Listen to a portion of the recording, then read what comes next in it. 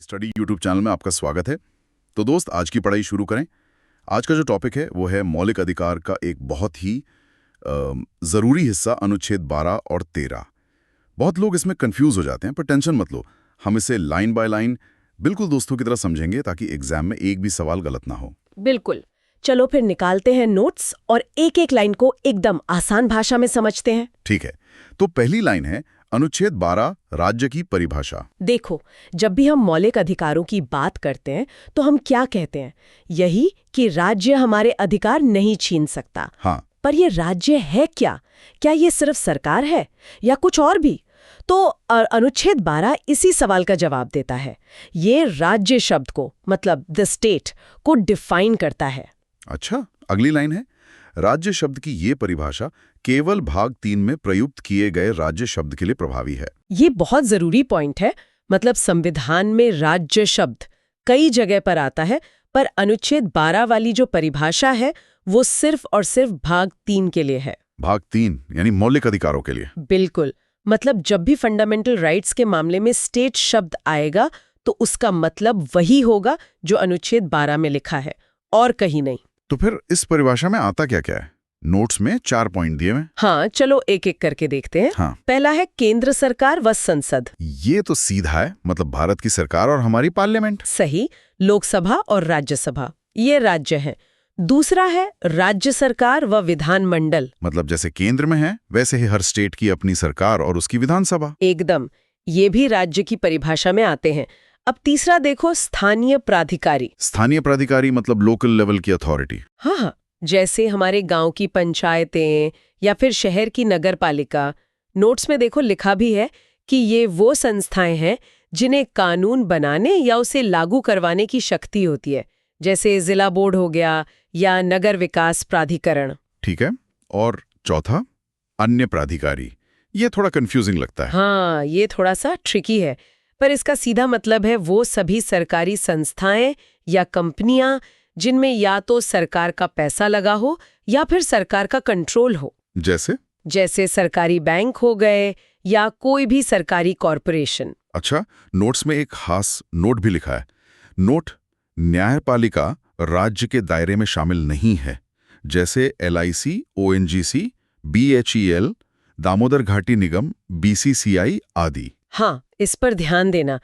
Notes के हिसाब से न्यायपालिका यानी हमारे जो कोर्ट्स हैं उनको राज्य की परिभाषा में नहीं रखा गया है। और ये LIC, ONGC, BCCI ये सब उदाहरण हैं अन्य प्राधिकारी के।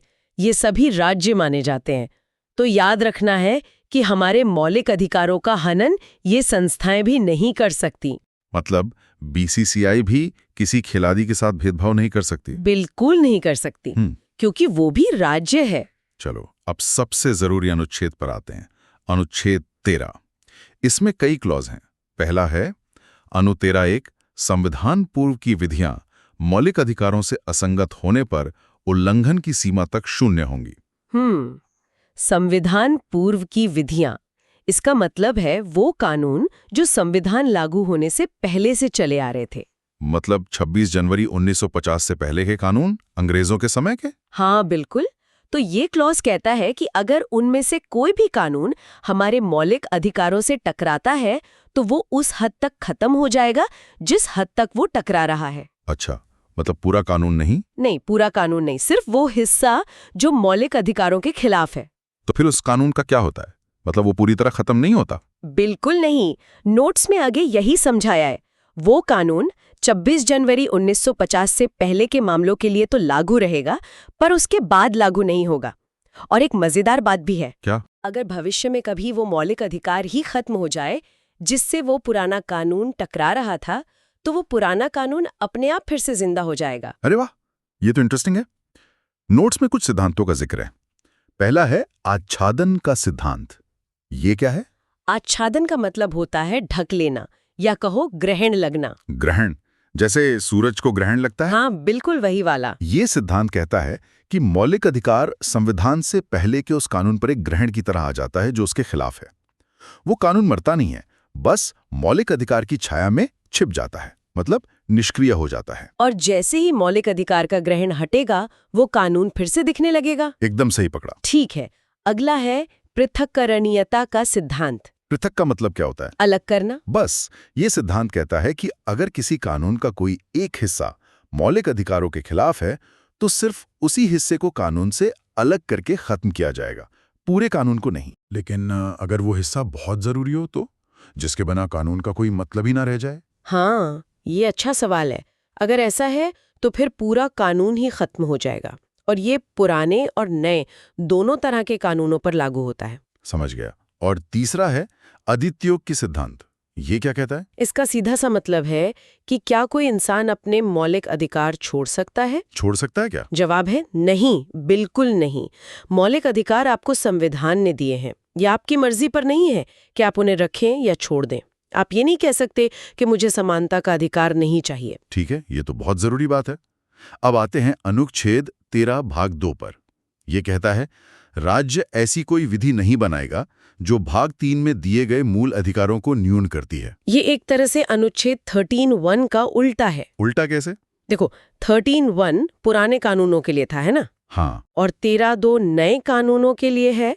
ये राज्य को सीधा सीधा आदेश देता है कि तुम भविष्य में, मतलब संविधान लागू होने के बाद, ऐसा कोई कानून नहीं बना सकते जो लोगों के मौलिक अधिकारों को छीनता हो या कम करता हो। और अगर बना दिया तो वो कानून शून्य माना जाएगा, खत्म। पर विधि या कानून का मतलब क्या है? क्या सिर्फ वो एक्ट जो संसद पास करती है? नोट्स में अनु 13(3) इसी के बारे में है। सही पकड़ा।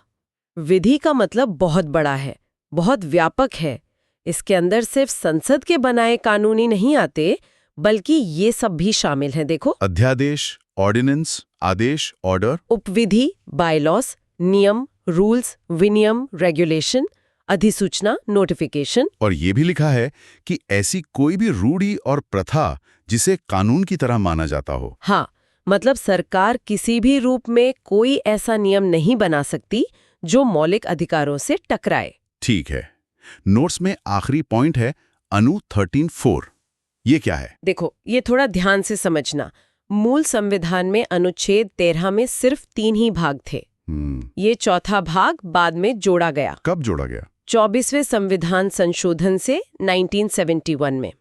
ये कहता है कि अनुच्छेद 368 के तहत किया गया संविधान संशोधन अनुच्छेद 13 के तहत विधि नहीं माना जाएगा। एक मिनट, ये तो बहुत टेक्निकल हो गया।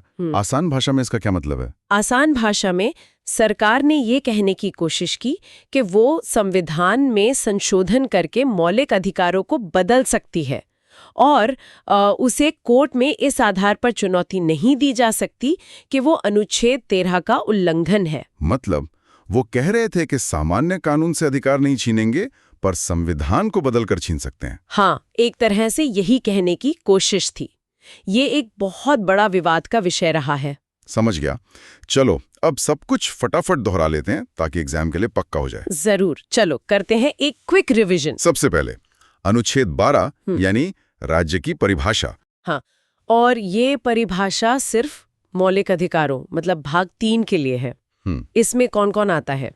केंद्र और राज्य सरकारें, संसद और विधानमंडल, पंचायतें, नगरपालिका और सरकारी कंपनियां जैसे LIC, ONGC। बिल्कुल। अब अनुच्छेद 13 यानी असंगत विधियां, ये क्या है? ये मौलिक अधिकारों का सुरक्षा कवच है। सही। इसमें 13(1) ये संविधान से पहले के कानूनों के लिए है। जो भी कानून मौलिक अधिकारों के खिलाफ होगा वो शून्य हो जाएगा। शाबाश। और 13(2) ये नए कानूनों के लिए है। राज्य ऐसा कोई नया कानून नहीं बना सकता जो मौलिक अधिकारों को छीने या कम करे। बहुत बढ़िया। अब 13(3) मतलब विधि का मतलब क्या है? इसका मतलब सिर्फ एक्ट नहीं है, बल्कि अध्यादेश, नियम, सरकारी आदेश और कानूनी ताकत रखने वाली प्रथाएं भी इसमें शामिल हैं। एकदम परफेक्ट। और आखिर में 13(4) ये बाद में जोड़ा गया और ये कहता है कि संविधान संशोधन को अनुच्छेद 13 में विधि नहीं माना जाएगा। बहुत अच्छे।